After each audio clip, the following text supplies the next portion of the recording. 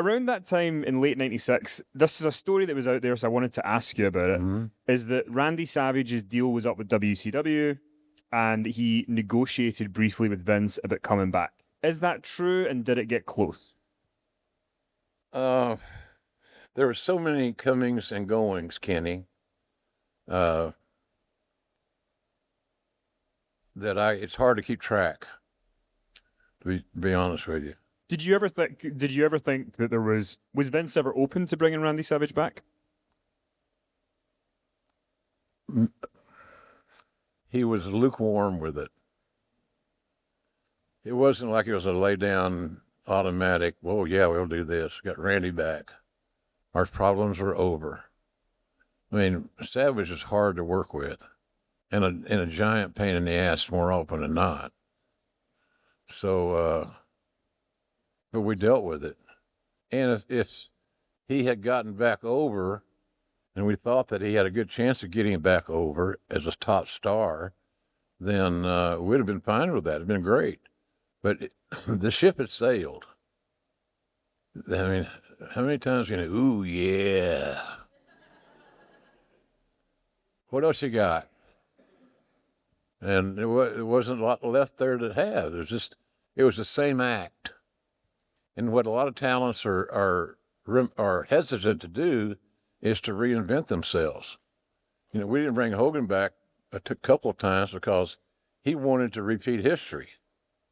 He wanted to have a scenario where he's the top dog again, like in the old days in the '80s, and that ship had sailed. And he didn't want to hear that. But to Vince's credit, he stood up for himself and didn't give the farm away, which means he didn't overpay. And we didn't have a lot of extra money, if any. And what changed all that was Mike Tyson. But we'll talk about that when you're ready. Um, you talked about becoming head of talent relations. Was that Vince's idea that he wanted you to do that? Was that something you wanted to do? How did that come about? Well, I wanted to make the paycheck that the head of talent relations was earning. Pay the man. I had to work into that role. But he gave me complete autonomy of hiring new talents and gold mining and scouting and interviewing. And I embraced that role. I loved it. It's my favorite thing to do in the wrestling business. If I have any legacy in this crazy ass business, it will be probably as an announcer. Unfortunately, in my opinion, my best work was that as administrator and being able to put that talent roster together and give some guys an opportunity. We had one class, you guys, where we had in that one class we had John Cena and Brock Lesnar and Dave Batista, Shelton Benjamin, Randy Orton. That's a pretty good class. All those guys have been on WrestleManias. All those guys have hit 7 figures earnings.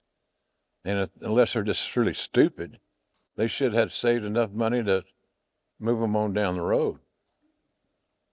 So it was a fun journey to see these guys who heretofore had no money. They had no hope. And we gave them hope. We gave them opportunity. Now you got to go run with the ball. So and the guy says, well, the company didn't push me, or I didn't get this, or I didn't get that. It's a pain in the ass. It's a cop out. We can't keep making excuses in our life forever. So it was fun in that respect, because I love seeing guys it was like a new lease on life. All of a sudden their earnings go up immediately. The hope was important. So, It was a great time for all of us. And all those guys, look at Stone Cold. He's in the business 9 years as a journeyman. So he was another one that got an opportunity. 1997, one of the people who was, I guess difficult maybe to deal with as from a talent relations perspective would be Shawn Michaels. Challenging to work with.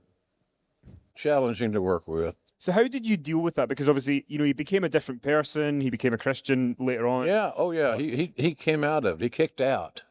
But in 97, like, how did you handle those challenges? Vince, there's only a few talents, maybe a small, minute handful that I went to Vince on to help me. I need help here. And Shawn was one of those guys because Shawn had that real close relationship with the old man. And again, as I mentioned earlier, which I wasn't the fact that Vince saw himself, saw Shawn Michaels in himself, in Vince's self. And that's where all the dancing and the frolicking came along. Well, because there's also that segment where Shawn came out with the stuff in his pants and he's like messing with you. Yeah. Are you able to say to him like? Yeah, I told him after the show, so that's not going to draw a dime. Ever. Nobody cares about your bulge. Well, there might be a few out there that liked it, but seriously. But he knew he could get away with it because the old man was going to back him no matter what. The great thing that happened in Shawn's relationship in WWE is that he did become a born-again Christian, and it was real. He was sincere with it. And boy, that was a relief because at least he was behaving himself somewhat. There's no doubt in my mind, people talk about Flair being the greatest of all time, and he may be. I'm certainly not going to deny that. But boy, I'll tell you, it's hard to beat Shawn Michaels in the ring, bell to bell. The son of a bitch was just amazing. It's amazing.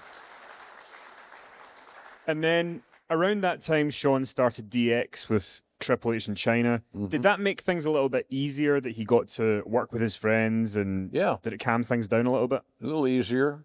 And he got to be himself and express himself. And that was good. It kept him out of mischief. He was a handful, boy. And we had a lot of heart-to-hearts. And see, the funny thing about it is, and I saw it on Twitter this the other day, or X, whatever it's called, some initial. He was wrestling in Dallas. He, meaning Shawn, was wrestling in Dallas. I saw something, he put somebody over, pretty good hand. And he put somebody over in Dallas. He put somebody over in the Mid-South. And Shawn was just being booked as Shawn Michaels. And he got hired by Cowboy. Through Cowboy's relationship with Jose Lothario. And the rest is history, as they say. Shawn was so far advanced than anybody that had his level of training as anybody I ever saw. He's just that good. He's that Roy Hobbs natural player. He just didn't get any, I got the hiccups, didn't get any worse than that. He was just amazing. And I'm glad that Shawn and I had our relationship. We had rocky days and we had good days. And now I don't get to talk to him very often. Him being basically tied to NXT and WWE. But I always consider him a confidant and a close friend. And if I needed a favor, I know I could get it there. So if I'm ever out of work again, Kenny, you never know where I'm going to pop up.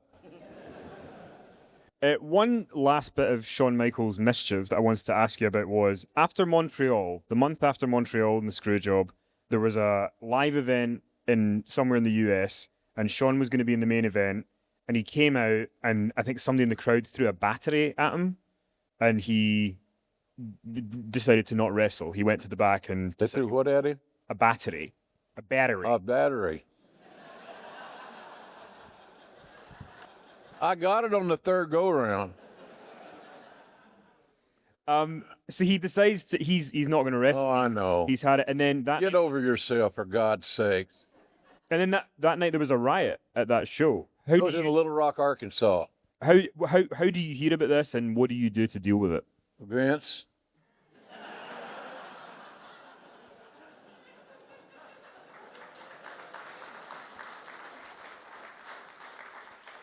You got to know, it's the old Kenny Rogers song, know when to hold them, know when to fold them.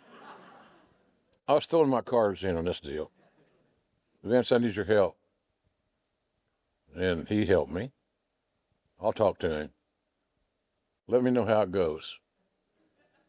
And that's kind of how we handle the Shawn issues. Like I said, there's only a handful of talents that Vince stayed with and as a custodian, and Shawn was one, Taker was one, Brett was one, and Austin even came in that scenario late. So, but Steve didn't want to be around those guys because he didn't trust anybody, and he sure as hell didn't trust Vince, and he didn't trust the Click guys. And the Click guys were leery of Austin because he was getting over. And, you know, the information they were wanting is how many shirts did he sell last night? He sold a lot of shirts every single night. So we knew he had something with Steve, and we're not going to screw this up. And speaking of Steve, so at SummerSlam 97, he's in the match with Owen Hart. Owen does the pile driver. Steve gets the neck injury, and he's really hot at the time. But you guys managed to keep him on TV, and right. He stunners you, he stunners Jerry Lawler, and it culminates at the Madison Square Garden where he stuns Vince. Was it an easy decision to kind of think we're going to keep him on TV, we're going to do this with him? And what do you remember about that? Well, Steve didn't want to fade away, even though he wasn't cleared medically to have a match. He could execute certain things. He's not going to hurt his neck executing a stunner. So he stunned everybody that had a heartbeat, including his good old pal JR. And so we wanted to keep his presence on television, not knowing exactly how long he was going to be out, so that when he got healthy, we could resume where we left off without too long interventions, I always say. But he was, so we kept Steve on television in a controlled way. And all the people wanted to do was see him drink beer and stun people. If they didn't have a match, okay. They could deal with that. They got to see him. They got to hear the pop of the music, the glass breaking, the stunners, some of the ugliest stunners in the history of man. Some of those ones in the early days, including myself, Sergeant Slaughter, Vince, Lawler, the list goes on of who Steve stunned with varying degrees of success. Well, because the night that he stunned Vince is interesting because it was Madison Square Garden. It's the same night that Vince backstage tells Brett that he wants out of his deal with him, and Austin stuns Vince in Madison Square Garden. Is that Vince's idea for that to happen? Is that suggested to him by creative? And what do you remember about that moment? You mean was Vince covering his ass? Why isn't was he quite happy to be somebody to take a stunner at this point? Oh yeah, absolutely. How would you rate his sell job of the stunner? I know that Vince knew what he had with Austin. The main thing we could not do is screw that up. We couldn't overwork him, we couldn't overbook him, we couldn't put him in a jeopardized situation physically. we had to be smart about how we used Steve. And because he was slowly becoming the cash cow. We just had to get him healthy. And that was what was daunting. And in 1997, someone who had a great year was Mick Foley. He had a great year as Mankind. He brought Dude Love into WWF. Yeah. We saw Cactus Jack, who debuted at that Madison Square Garden Raw. When do you think it was that Mick won Vince over, and how do you think that happened? It's around that time of Cactus Jack. Cactus Jack was my favorite incarnation. This is just Mick Foley, and it was pretty cool. The fact that he had the ability to play three characters, and everybody had different music and different video boards and all that stuff, and it worked out really well. And about that time, when we started introducing the multiple Mick Foleys, it was good. It was a good thing. We made it on down the road a little bit farther. And again, this is the guy that Vince said no 3 times to. And then you're going to find out what it's like to get somebody to break your heart, blah, blah, blah. And so, but my heart's not been broken by Mick Foley. Has been by some other guys, but not Mick. And then, there's the infamous Hell in a Cell match at King of the Ring 98. There's even a Dark Side of the Ring episode going to be on that match. With the Hell in a Cell match, what do you know going into it that was going to happen? What do you remember about calling the match? And how did you deal with it? You're talking about the one with Mick and Undertaker. Yeah. I knew that was a good piece of business, no doubt.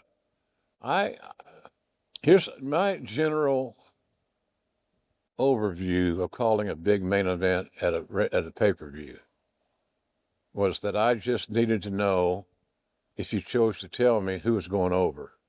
Not how they're going over, not how long it's going to be, nothing.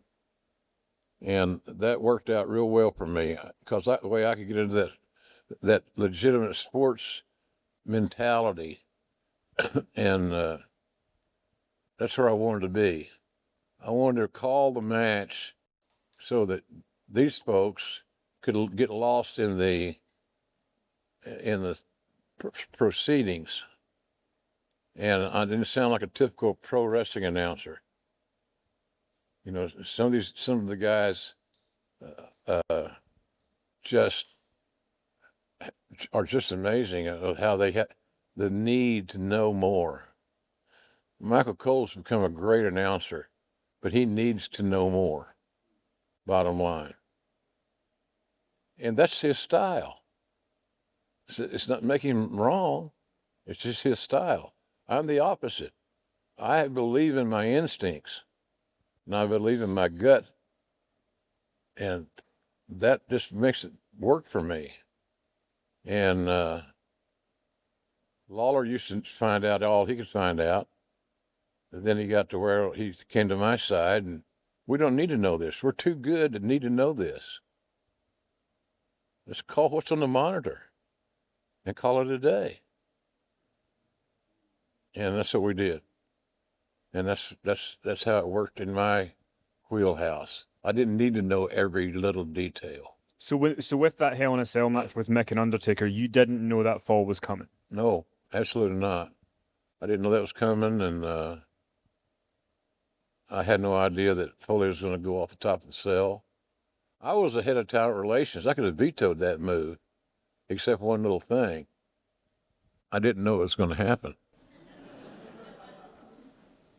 I remember chewing Laurinaitis' ass out about that deal. Well, Jim, just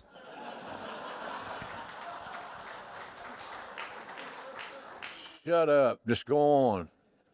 Move on about your business. Little did I know he'd be taking my job at some point in time, and then it's not. Do you think part of the reason on that occasion that they didn't tell you about Mick falling off the cells because they knew that you would veto it? I probably wouldn't have vetoed it, but I would have made sure that we had safety precautions in place so that we could cover our ass insurance-wise. And once it happens, because you've said before, a lot of people tell you that's their favorite call that you ever did. Yeah. What do you do after the show? Are you immediately going to see how Mick is and trying to? Yeah. Since he was alive. If he wasn't on an artificial lung or something, you just, yeah, you go check on your talent. And as far as Laurinaitis, I just told him, I said, I'll talk to you later. I love doing that because they get to think about it all day, so it's good for them. And did you, when you spoke to Mick, were you kind of saying you're not doing that again, or? Yeah, absolutely. You did your one and only swan dive off the top of the cell. We're not doing this again. And he had a tooth in his nose, and he's bleeding, and just horrible. He's lucky he dodged a bullet on that. Because it's very easy, broken a hip, broken his back. I didn't know what the upshot was going to finally be, but we got lucky on that deal.